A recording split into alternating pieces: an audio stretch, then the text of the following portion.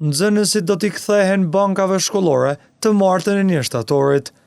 E për shkollat e tyre, vetë se ka filluar të bëhet plani inspektues nga sektori Inspektoratit të Arsimit në Gjakovë. Udhëheqësi i këtij institucioni tha se inspektimet do të vazhdojnë me një ritëm edhe më të madh.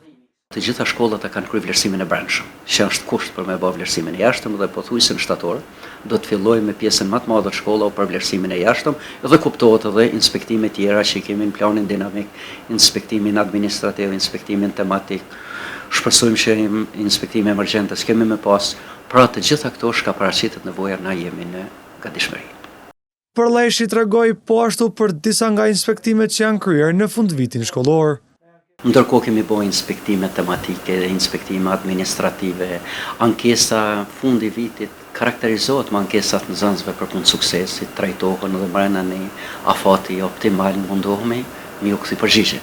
Këto inspektime të cilat do të kryhen dhe janë kryer, shërbejnë për të përmirësuar cilësinë e arsimit në nivelin parauniversitar në komunën e Gjakovës, rrjedhimisht duke ngritur cilësinë arsimore në Kosovë.